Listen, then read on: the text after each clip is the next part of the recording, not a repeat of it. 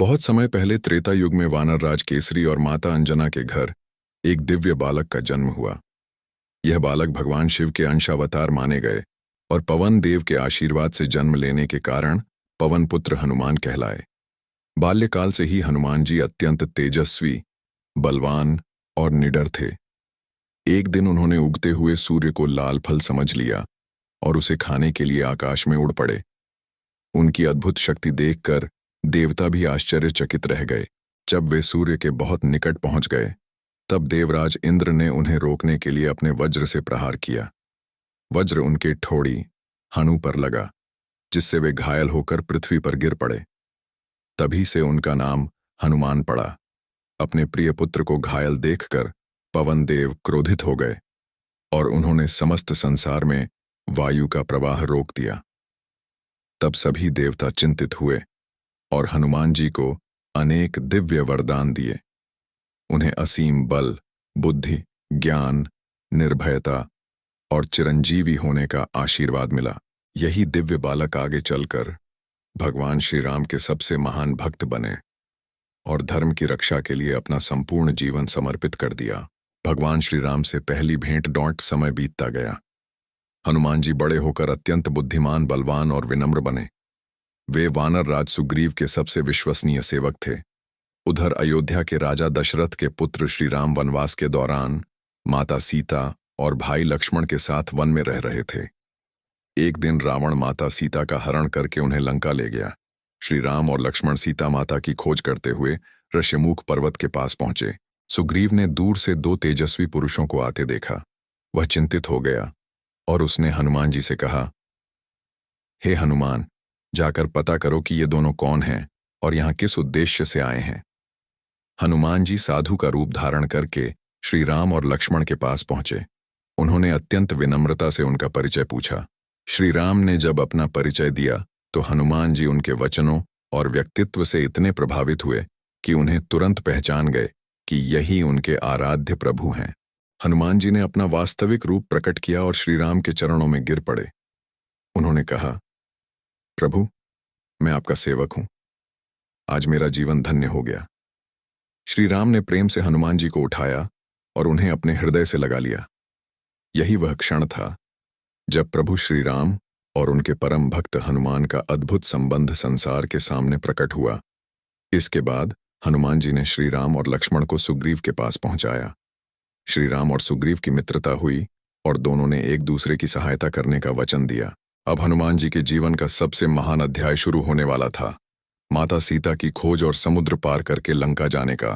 हनुमान जी हमें सिखाते हैं कि सच्ची शक्ति केवल बल में नहीं, बल्कि भक्ति, बुद्धि, विनम्रता और सेवा भाव में होती है। जब मनुष्य अपना अहंकार छोड़कर सत्य और धर्म की सेवा करता है, तब उसकी शक्ति सार्थक होती है। सुग्रीव ने अपनी वानर सेना को माता सीता की खोज के लिए चारों दिशाओं में भेजा। दक्षिण दिशा में हनुमान जी, अंगद और जामवंत सहित अनेक वानर समुद्र के किनारे पहुंचे। सामने विशाल समुद्र था और उसके पार थी लंका, जहां रावण ने माता सीता को बंदी बनाकर रखा था। वानर सेना चिंतित थी कि इतने विशाल समुद्र को कौन पार करेगा। तभी वृद्ध और बुद्धिमान जामवंत ने हनुमान जी को उनके बचपन की दिव्य शक्तियों की याद दिलाई। जामवंत ने कहा, हे हनुमान, तुम्हारे भीतर अपार शक्ति है। तुम चाहो तो इस समुद्र को एक छलांग में पार कर सकते हो। जामवंत के शब्द सुनकर हनुमान जी को अपनी शक्ति का स्मरण हुआ। उन्होंने श्री राम का नाम लिया और विशाल रूप धारण कर लिया। उन्होंने कहा, जय श्री राम, मैं माता सीता का समाचार लेकर ही वापस लौटूंगा। हनुमान जी पर्वत के समान विशाल हो गए और एक ही छलांग में समुद्र की ओर उड़ चले। रास्ते में उन्हें अनेक बाधाएं मिलीं। समुद्र से मैनाक पर्वत ऊपर आया और उसने हनुमान जी को विश्राम करने का आग्रह किया। हनुमान जी ने उसके प्रेम को स्वीकार किया, लेकिन समय की महत्ता समझते हुए आगे बढ़ गए। इसके बाद उनकी परीक्षा लेने के लिए सुरस्सा सामने आई। हनुमान जी ने अपनी बुद्धि और चतुराई से उसकी परीक्षा पूरी की और आगे बढ़ गए। अंत में वे लंका के द्वार पर पहुंचे। वहां लंकिनी नामक रक्षिका ने उन्हें रोकने का प्रयास किया। हनुमान जी ने उसे परास्त किया और समझ गए कि अब लंका में प्रवेश का मार्ग खुल चुका है। उन्होंने अपना रूप छोटा किया और रात के समय लंका में प्रवेश किया। बहुत खोजने के बाद उन्हें एक सुंदर स्थान दिखाई दिया, अशोक वाटिका। वहां एक वृक्ष के नीचे माता सीता दुखी अवस्था में बैठी थीं। उनके चारों ओर राक्षसियां पहरा दे रही थीं। हनुमान जी वृक्ष पर छिपकर श्री राम का नाम लेने लगे। जब माता सीता ने राम का नाम सुना तो उनका ध्यान उस ओर गया। हनुमान जी धीरे से उनके सामने आए और श्री राम की अंगूठी उन्हें दिखाई। अंगूठी देखते ही माता सीता की आंखों में आशा के आंसू आ गए। हनुमान जी ने कहा, माता, मैं प्रभु श्री राम का दूत हूं। वे आपको शीघ्र ही रावण के बंधन से मुक्त कराने आएंगे। माता सीता को विश्वास हो गया कि श्री राम ने उन्हें खोज लिया है। यहीं से हनुमान जी के जीवन की एक और महान परीक्षा शुरू हुई। रावण के सामने श्री राम का संदेश पहुंचाना और लंका में धर्म की शक्ति का परिचय कराना।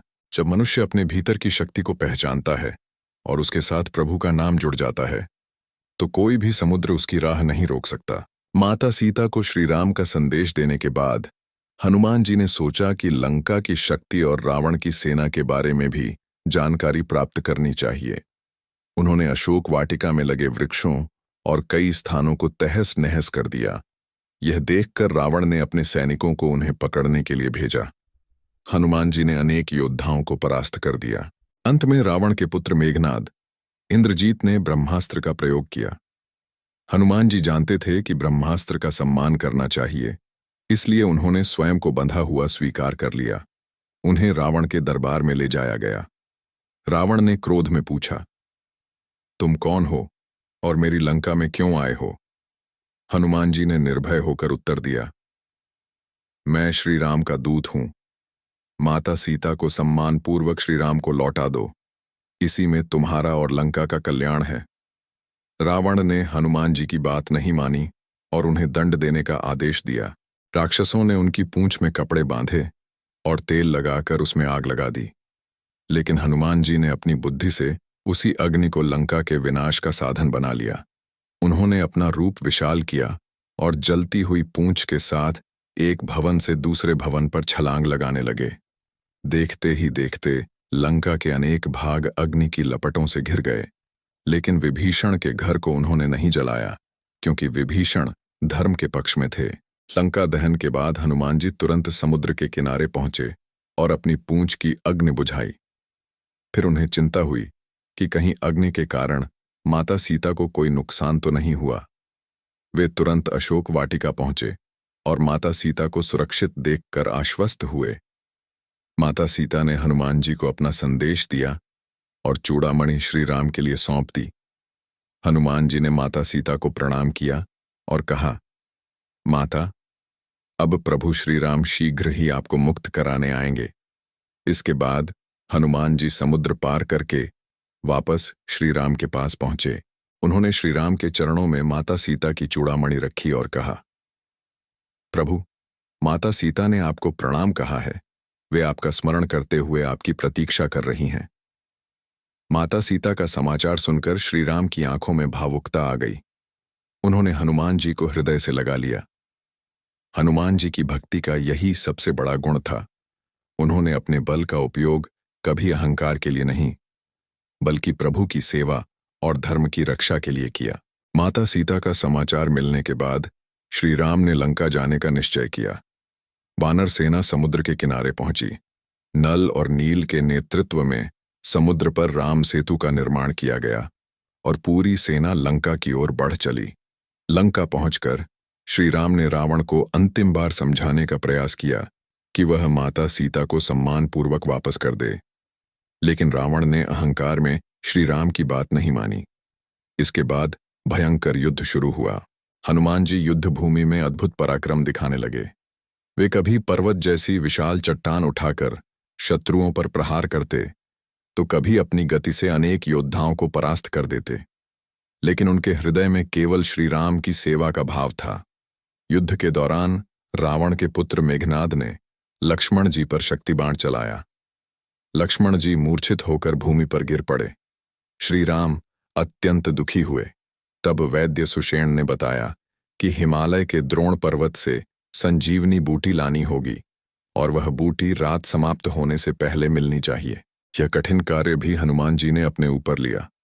उन्होंने श्री राम का नाम लिया और आकाश में उड़ते हुए हिमालय की ओर चल पड़े। जब वे पर्वत पर पहुंचे तो उन्हें संजीवनी बूटी पहचानने में कठिनाई हुई। तब उन्होंने पूरा पर्वत ही उठा लिया और उसे लेकर युद्ध भूमि की ओर लौट आए। वैद्य सुषेण ने संजीवनी बूटी से लक्ष्मण जी का उपचार किया और कुछ ही समय में लक्ष्मण जी स्वस्थ हो गए। श्री राम ने हनुमान जी को प्रेम से गले लगाया और कहा कि उनकी सेवा का उपकार वे कभी नहीं भूल सकते। हनुमान जी ने विनम्रता से कहा, प्रभु, आपके कार्य में मेरी शक्ति लग जाए, इससे बड़ा सौभाग्य मेरे लिए और क्या हो सकता है। युद्ध आगे बढ़ता गया। अंततः श्री राम और रावण का भयंकर युद्ध हुआ। श्री राम ने धर्म की विजय करते हुए रावण का वध किया और माता सीता को मुक्त कराया। लंका में अधर्म पर धर्म की विजय हुई। हनुमान जी हमें सिखाते हैं कि सच्ची भक्ति केवल भगवान का नाम लेने में नहीं, बल्कि आवश्यकता पड़ने पर धर्म और सत्य के लिए कर्म करने में भी है। उनके पास अपार शक्ति थी, लेकिन उनके भीतर अहंकार नहीं था। यही कारण है कि वे आज भी भक्ति, सेवा, साहस और विनम्रता के आदर्श माने जाते हैं। रावण का अंत होने और माता सीता के मुक्त होने के बाद श्री राम ने अयोध्या लौटने का निर्णय लिया। वनवास के 14 वर्ष पूरे हो चुके थे। श्री राम, माता सीता, लक्ष्मण और पूरी वानर सेना अयोध्या की ओर चल पड़े।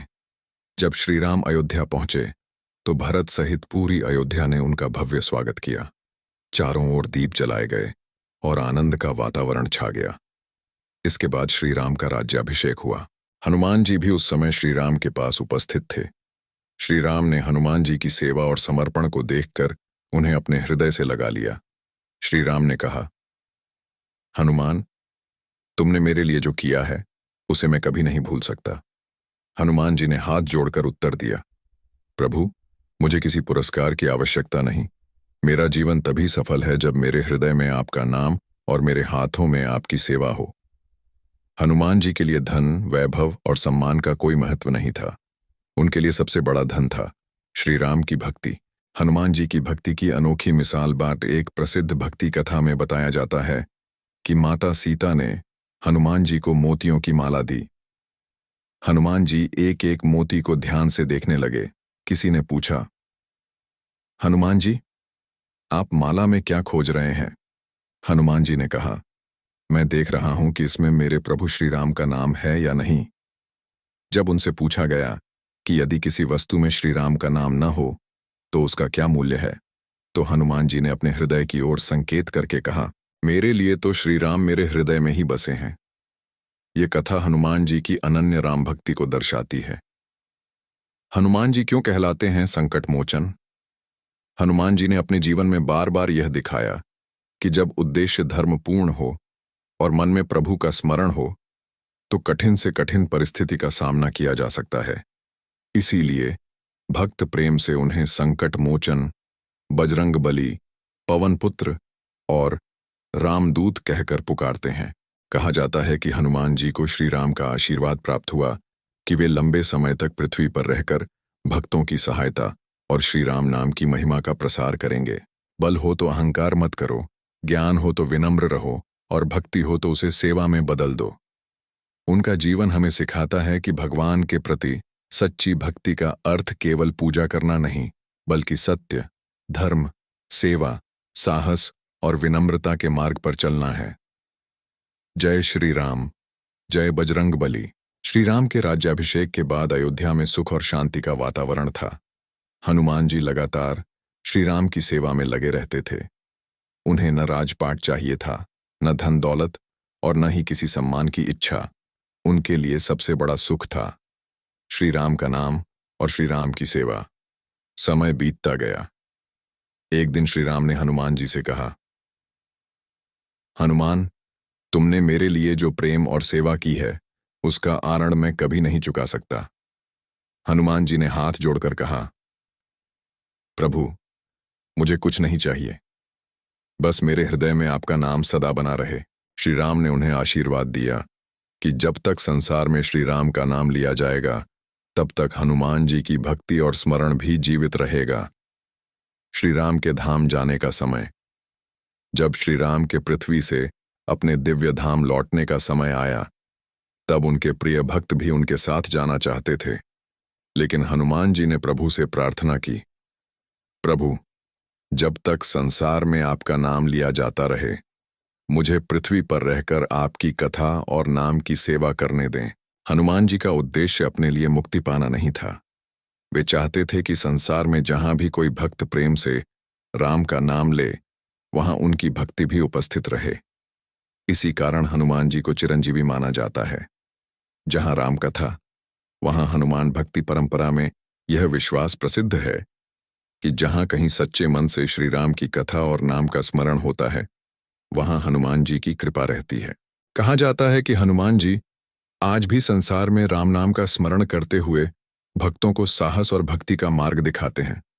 उनकी सबसे बड़ी पहचान उनका बल नहीं, बल्कि उनका निष्काम प्रेम है।